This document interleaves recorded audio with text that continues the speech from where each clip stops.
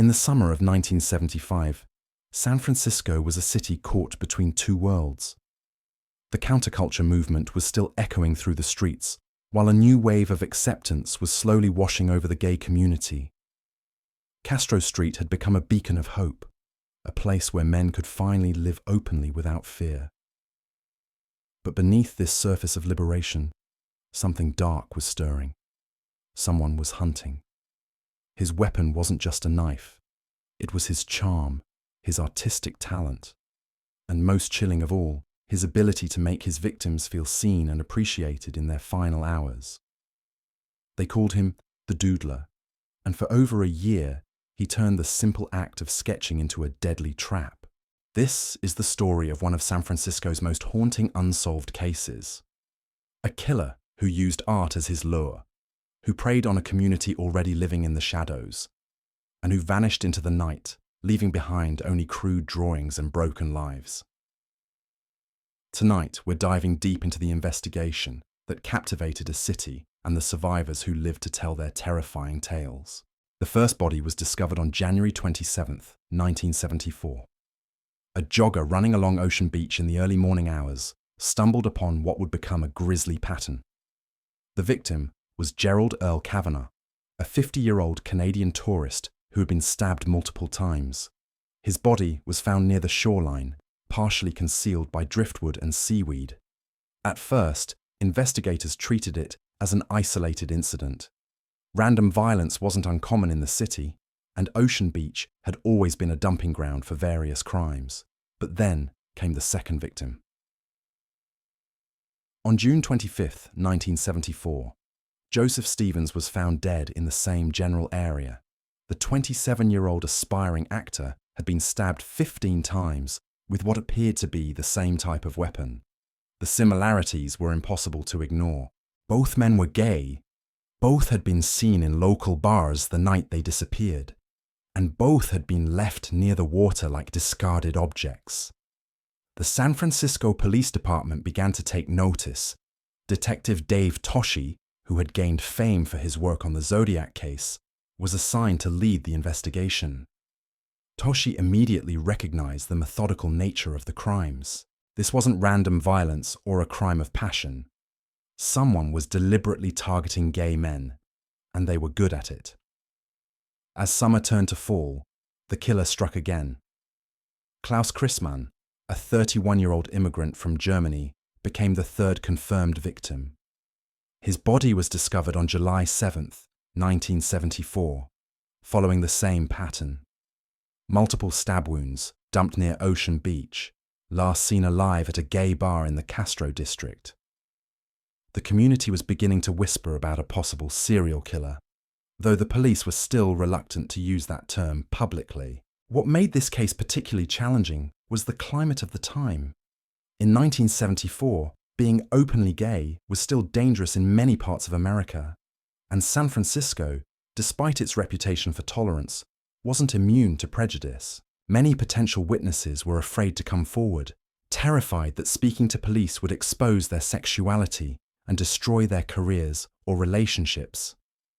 The killer seemed to understand this fear and was exploiting it perfectly.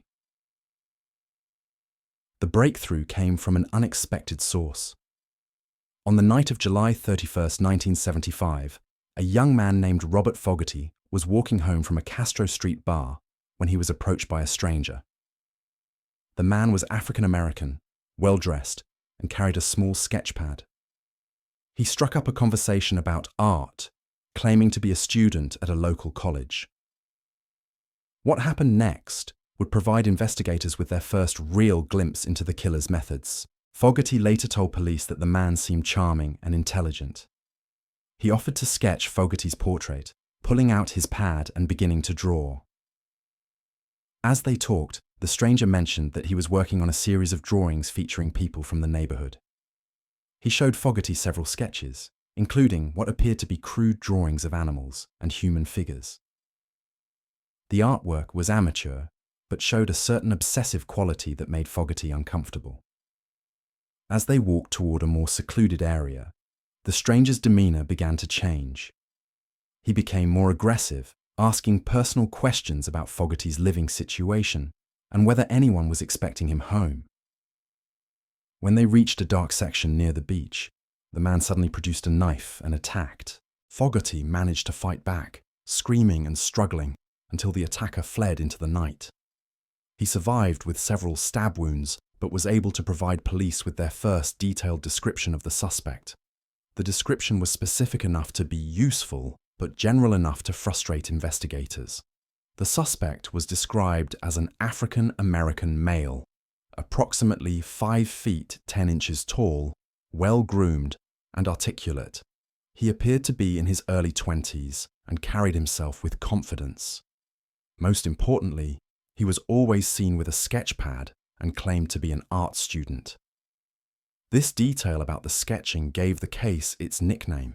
Local newspapers began referring to the unknown killer as the Doodler, a name that somehow made the crimes seem both more approachable and more sinister. The idea that someone could use something as innocent as drawing to lure victims to their deaths struck a particular chord with the public. Detective Toschi and his team began canvassing art schools throughout the Bay Area, looking for students who matched the description. They interviewed hundreds of people, following up on tips and rumors that led nowhere. The challenge was that the suspect's claim to be an art student might have been completely fabricated. There was no guarantee he was actually enrolled anywhere, or that his interest in drawing was anything more than a tool for manipulation. Meanwhile, the attacks continued. Warren Andrews became the 4th confirmed victim when his body was discovered on August 24, 1974. The pattern remained consistent. Gay man, last seen at a Castro area bar, multiple stab wounds, body dumped near Ocean Beach. The killer was becoming bolder, and the intervals between murders were shortening. The gay community in San Francisco was living in a state of heightened anxiety. Bar owners began posting warnings, and many establishments started implementing informal buddy systems. Men were advised never to leave alone with strangers, no matter how charming or artistic they might seem. But the killer was adaptable, and these precautions only seemed to make him more creative in his approach. By late 1974, police had connected at least 6 murders to the Doodler, though some investigators believed the actual number could be much higher. The problem was that many missing persons cases involving gay men weren't being thoroughly investigated, and bodies that washed up along the coast weren't always properly examined for connections to the serial killer case. The investigation took on an urgency that reflected both the growing body count and the increasing pressure from the community. Gay rights activists were demanding action, while city officials were concerned about the impact on San Francisco's reputation as a tolerant, progressive city. The case was becoming a symbol of larger issues about police protection for marginalized communities. As 1975 began, the Doodler had established himself as one of the most methodical serial killers in San Francisco's history. His use of art as a lure was unprecedented, and his ability to gain the trust of his victims spoke to a level of sophistication that worried investigators. They were dealing with someone who understood human psychology, who could read people and manipulate their desires for connection and acceptance. The sketches themselves became a crucial piece of evidence, though they were frustratingly limited. Survivors described crude but recognizable drawings, often featuring animals or simple human figures. The killer seemed to use these drawings not just as conversation starters, but as a way to demonstrate his harmlessness. Who could be afraid of someone making innocent doodles of puppies and birds? But beneath this facade of artistic innocence lay a predator who was just getting started. Then everything changed on the night of December 12, 1975. 3 men were walking near Ocean Beach when they were approached by the now familiar figure. African-American, well-dressed, carrying a sketch pad. He engaged them in conversation, showing them drawings and claiming to be documenting the local nightlife scene for an art project. But this time, he had chosen the wrong targets. One of the men was Jay Stevens, an off-duty police officer who had been trained to recognize suspicious behavior. As the stranger became more insistent about moving to a secluded location, Stevens noticed the telltale bulge of a concealed weapon. When the man suddenly produced a knife and lunged forward, Stevens was ready. The ensuing struggle was brief but violent, ending with the attacker fleeing into the darkness, leaving behind his sketchpad and several personal items. For the first time, investigators had physical evidence directly from the Doodler himself. The sketchpad contained dozens of drawings, ranging from simple animal figures to more detailed portraits of young men. Some of the faces matched descriptions of known victims, while others remained unidentified, suggesting the killer's victim count might be even higher than suspected.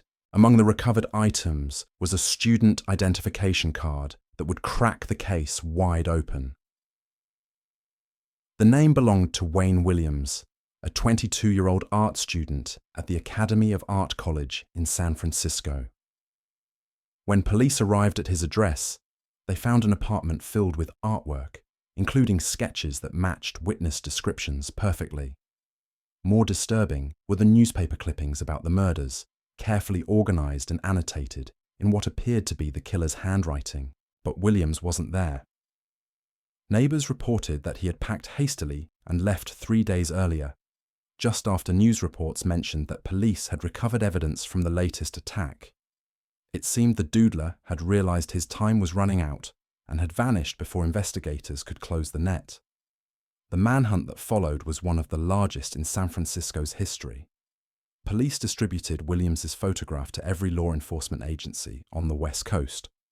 They interviewed his classmates, professors, and anyone who had known him. What emerged was a portrait of a man who had lived a carefully constructed double life.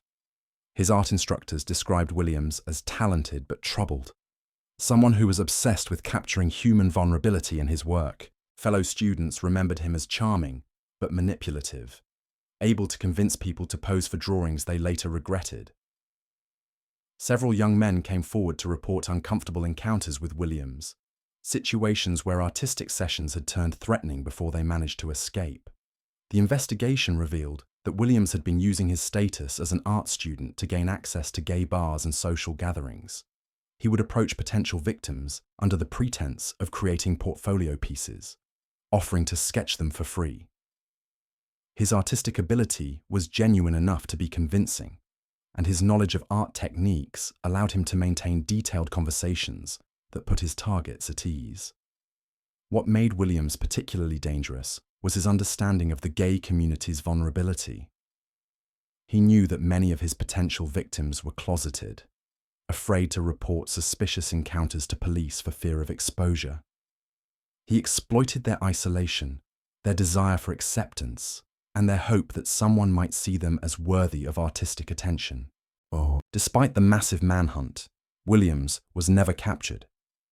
Some investigators believed he had fled to Mexico, while others suspected he might have changed his identity and remained in California. There were reported sightings throughout 1976 and 1977, but none led to an arrest. The trail grew cold, and the Doodler case joined the ranks of San Francisco's most infamous unsolved mysteries. The impact on the gay community was profound and lasting. The murders had shattered the sense of safety that many had found in the Castro district, replacing it with a wariness that would persist for years.